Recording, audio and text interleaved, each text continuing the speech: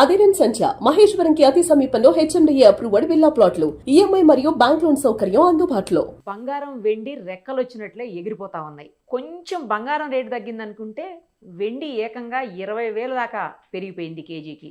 దగ్గర దగ్గర 1,70,000కు చేరుకుంది వెండి కేజీ.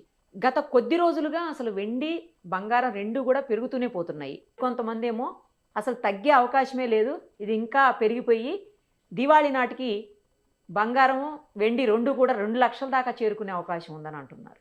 ఒక్కసారి మనం మార్కెట్ ఎనలిస్ట్ ఉన్నారు, ఆయన ప్రభు గారు, కాకపోతే పాపం జర్నీలో ఉన్నారు, వందే భారత్ ట్రైన్లో ఉన్నారు, అయినా కూడా ఆయన కాల్ చేసిన వెంటనే ఒప్పుకున్నారు. ఆయనతో మాట్లాడి మరిన్ని వివరాలు తీసుకుందాం. నమస్తే అండి ప్రభు గారు. నమస్తే మేడం. ఏంటి సార్, వెండి బంగారం ఇంకా అదుపు ఏం లేదా? రేపు దివాళీ నాటికి ఏదో ఇంకా పెరిగిపోతుందని కొంతమంది, ఏం లేదు దివాళీ నాటికి కొంచెం తగ్గుతుంది అని కొంతమంది అంటున్నారు. దంతెరాసు ఉందని కూడా చాలామంది ఏం చేయాలి, ఎట్లా కొనాలి, ఎంత కొనాలి అని చెప్పేసి భయపడిపోతున్నటువంటి పరిస్థితి ఉంది. మీరు చెప్పండి సార్, ఏంది పరిస్థితి అసలు? Both brothers are chasing yellow and white. Okay, ఇద్దరు నేనంటే పోటీ పడుతున్నారు. అదే కదా. సో ఏదైనా గోల్డ్ కొంచెం వెనకబడింది అనుకోవచ్చు, సిల్వర్ ముందుకెళ్తోంది. అంటే స్ట్రక్చరల్ గా పెరుగుతోంది సిల్వర్. ఎందుకు పెరుగుతోంది? ఇండస్ట్రియల్ కన్సంప్షన్ ఎక్కువైంది కాబట్టి. ఓకే, గోల్డ్ చూస్తే మనకి ఏదైనా ఈక్విటీ అసెట్ క్లాస్ లో ఈక్విటీ ఇబ్బంది పడుతున్నప్పుడు ఆల్టర్నేట్ అసెట్ ఏది పెట్టుకుంటారు? హెడ్జింగ్, గోల్డ్ తీసుకుంటారు. అంటే జియో పొలిటికల్ టెన్షన్స్ ఏదన్నా ఉన్నప్పుడు అలాంటప్పుడు గోల్డ్ హెడ్జింగ్ కోసం ఇక్కడ ఉన్న లాస్ అయితే ఎవరైతే ఇక్కడ ఇన్వెస్ట్మెంట్ చేశారో దాన్ని హెడ్జింగ్ చేసుకోవడానికి సిల్వర్ గోల్డ్ మీద ఇది చేసుకుంటారు. సో అది బ్యాలెన్స్ చేసుకోవడానికి అట్లా గోల్డ్ ఇది అవుతోంది. సిల్వర్ మటుకు వెనక్కి చూసేది లేదు, తగ్గేది అంటూ ముందుకు వెళ్తూనే ఉంది.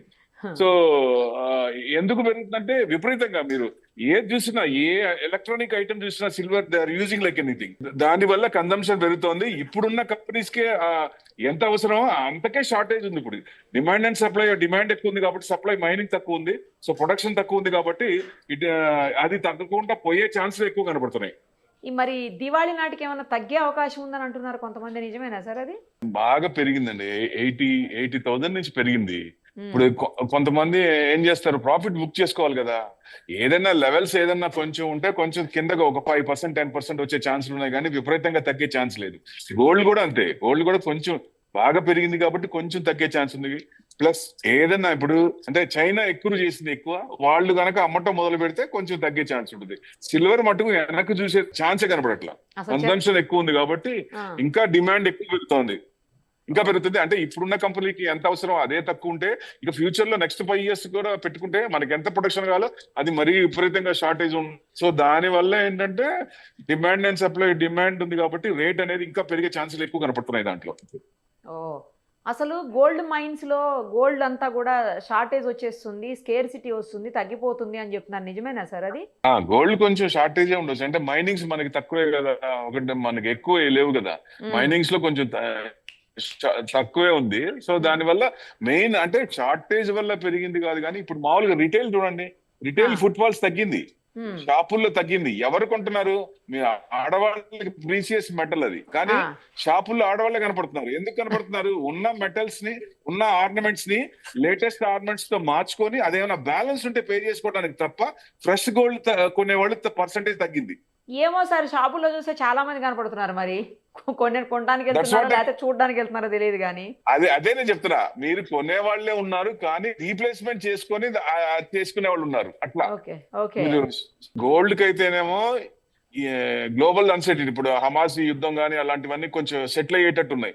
ఎప్పుడైతే సర్టనిటీ అయిందో ఈక్విటీ మార్కెట్ పెరుగుతుంది. ఈక్విటీ మార్కెట్ పెరిగినప్పుడు ఆ అసెట్ క్లాస్ లో ఆ గోల్డ్ నుంచి ఆ పొజిషన్స్ అన్ని ఇటు వచ్చేస్తాయి, క్లియర్ చేసుకుంటారు కాబట్టి ప్రాఫిట్ బుక్ చేసుకుని ఇటు వచ్చేస్తారు కాబట్టి మనీ అంతా డిడైవ్ అవుతుంది. అప్పుడు గోల్డ్ తగ్గే కొంచెం ఛాన్స్ ఉంటుంది.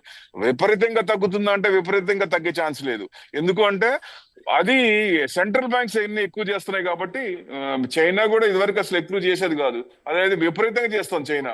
మ్యూచువల్ ఫండ్స్ లో పర్మిషనే లేదు, 1% ఇస్తే ఇప్పుడు 3 to 5% మ్యూచువల్ ఫండ్స్ వాళ్ళే ప్రతి ఫండ్ లో సిల్వర్ అండ్ గోల్డ్ ETF లో ఒక అలాట్మెంట్ ఇస్తున్నారు.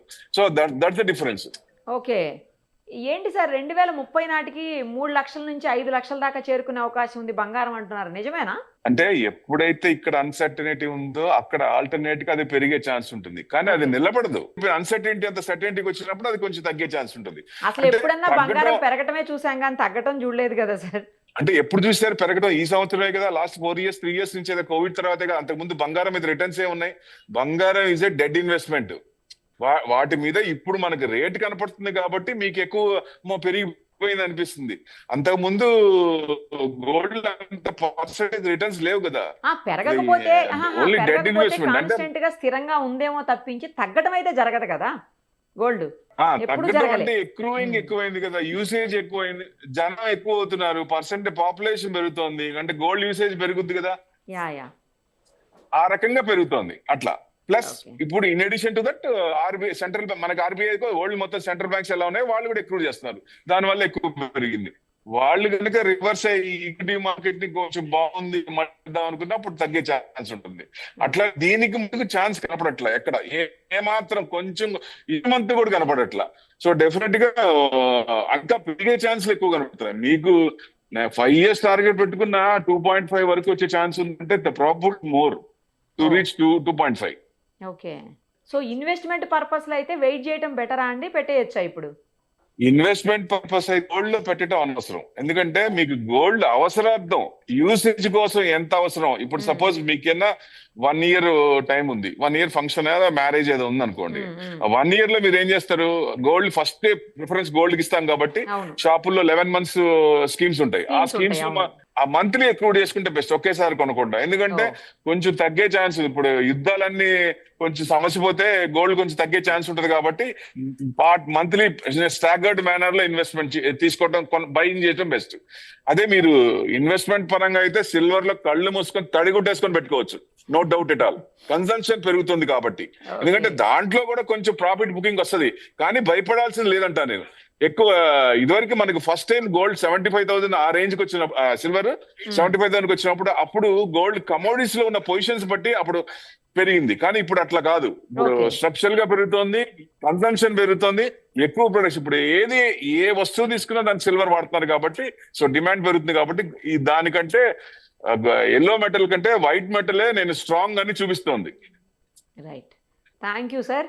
మీరు బిజీగా Thank you ఉన్న అండి. జర్నీలో ఉన్నా కూడా లైవ్ కాల్లోకి వచ్చి మొత్తం వివరంగా చెప్పారు. Thank you so much. Thank you అండి.